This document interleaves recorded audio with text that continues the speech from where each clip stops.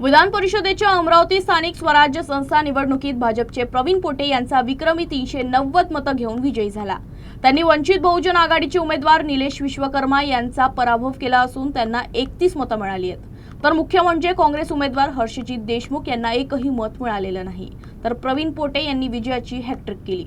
पाहुयात निवडणुकी संदर्भातला हा खास रिपोर्ट। सर्वप्रथम वैध आणि अवैध मतांची छाननी करण्यात आली। त्यात एकूण यावेळी 427 मतपत्रिकांपैकी 6 मतपत्रिका अवैध आढळल्या। यातील 5 मतपत्रिका कोऱ्या होत्या, तर एका मतपत्रिकेवर खूण आढळल्याने त्या बाजूला करण्यात आल्या। 421 वैध मतांच्या निम्म्यापेक्षा एक जास्त म्हणजे 211 विजयाचा कोटा निश्चित करण्यात आल्यावर प्रत्यक्ष मतांची मोजणी सुरू करण्यात आली। पहिल्या पसंतीची 390 मतं घेऊन प्रवीण पोटे विजयी झाले। वंचितच्या निलेश विश्वकर्मा यांना पहिल्या पसंतीची 31 मतं मिळाली। काँग्रेस उमेदवार हर्षजित देशमुख यांना एकही मत मिळालं नाही, हे विशेष। या निवडणुकीसाठी गुरुवारी 94.68% मतदान झालं। निवडणुकीच्या रिंगणात काँग्रेसचे हर्षजित देशमुख, भाजपचे प्रवीण पोटे आणि वंचित बहुजन आघाडीचे निलेश विश्वकर्मा होते। यापैकी काँग्रेसच्या हर्षजित यांनी प्रकृतीच्या कारणावरून निवडणुकीतून एक प्रकारे माघारच घेतली होती। त्यावरून काँग्रेसमध्ये मोठा अंतर्गत कलहही देखील झाला होता। काँग्रेसने तटस्थ राहण्याचे निर्देश आपल्या मतदारांना दिले। जिल्ह्यात काँग्रेसची जवळपास 120 मतं होती, त्यापैकी 24 जणांनी मतदान केलं नव्हतं। उर्वरितांना तटस्थतेचा आदेश असतानाही मतदान केलं। त्यांनी मतपत्रिकेवर नाव असलेल्या काँग्रेस उमेदवार हर्षजित देशमुख यांना मत दिलं नाही, हे या निकालातून स्पष्ट झालं। याचाच अर्थ काँग्रेसची मतं भाजपला मिळाली। भाजपच्या कार्यकर्त्यांनी फटाके फोडून यावेळी विजयाचा जल्लोष केला। ही निवडणूक माझी नव्हती, ही नगरसेवकांनी माझ्याकरता निवडणूक लढली होती। त्या अनुषंगाने मला 390 मतं मिळाली। मी सगळ्या मतदारांचा मनापासून आभार व्यक्त करतो की त्यांनी मला चांगली मतं दिली आणि चांगला भरभरून पाठिंबा दिला। आता राहिला प्रश्न की 31 मतं कुठे गेली? 31 मतं जगजाहीर आहे।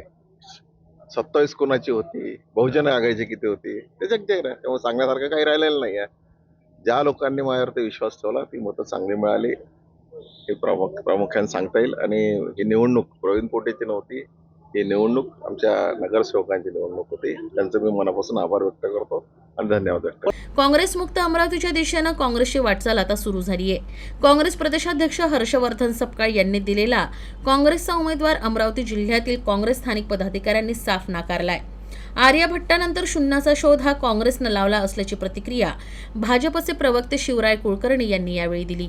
काँग्रेस मुक्त अमरावतीच्या दिशेने काँग्रेसने वाटचाल सुरू केलेली आहे। काँग्रेसचे जिल्ह्यातले नेते रोज सकाळी उठतात, मुख्यमंत्री देवेंद्रजी फडणवीस आणि पंतप्रधान नरेंद्रजी मोदी यांच्याविषयी केवळ खोटा नॅरेटिव्ह उभं करण्यासाठी रोज काही ना काही नवीन विधानं करतात। त्यापेक्षा त्यांनी आपल्या संघटनेकडे लक्ष द्यायची गरज आहे। काँग्रेसला 0 मतं मिळालेली आहे। त्यांचा अधिकृत उमेदवार असताना म्हणजे हर्षवर्धन सपकाळ यांनी उमेदवार जाहीर केला, त्यानंतर तो उमेदवार अमरावतीच्या स्थानिक नेत्यांनी नाकारला आणि त्याला अपयशी ठरवलं। खरं म्हणजे अमरावतीमध्ये गमतीने असं म्हटलं जात आहे की आर्य भट्टानंतर आता अमरावतीमध्ये शून्याचा शोध हा काँग्रेसने लावलेला आहे। प्रवीण पोटे पाटील यांना विजयाचा आत्मविश्वास होता। ते सर्वांच्या सुखदुःखात नेहमी सहभागी होतात। तर काँग्रेसचा उमेदवार असताना त्याला 0 मतं हा विचार करणारा विषय असल्याचं मत यावेळी नगरसेवक प्रशांत देशपांडे यांनी मांडलं। पहिल्या दिवसापासून जेव्हा प्रवीण भाऊच्या सोबत मी काम करतोय, मला एक लक्षात आलं की प्रवीण भाऊंचा एक कॉन्फिडन्स होता की आपण निवडून येतोय। त्याच्यावर त्यांना कधी काळजी नव्हती, फक्त आपल्याला किती लोक किंवा किती वोट मिळतील एवढ्यासाठी प्रवीण भाऊंचं काम सुरू होतं। कॉन्फिडन्स व्हायचं कारण असं की 2012 मध्ये ते निवडून आले तेव्हापासून ते आजताग आहेत। जेवढे काही लोक आहेत त्या सगळ्यांच्या सुखादुःखात सामील होणारा माणूस, त्यामुळे त्यांना हा विश्वास होता की हे जे लोक आहेत त्याचे फॅमिली मेंबर्स आहेत, त्यामुळे त्यांच्याकडनं वोट मिळतील, हा एक कॉन्फिडन्स त्यांचा वैयक्तिक।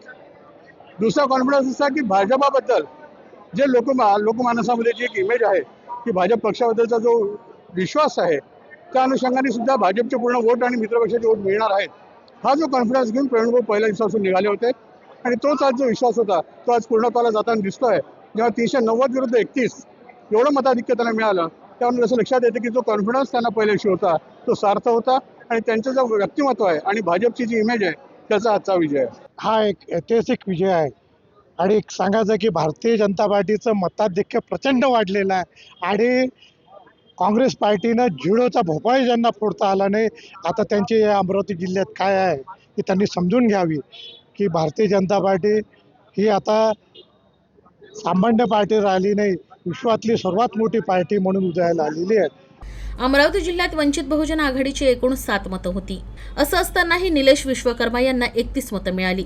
त्यांना मिळालेली जास्तीची मतं कुणाची यावर आता चर्चा रंगली आहे. तर भाजप उमेदवार प्रवीण पोटे यांच्यावर नाराज असलेल्या मतदारांची ती मतं आहेत असं मानलं जात आहे. Arun Joshi, UCN news, Amravati.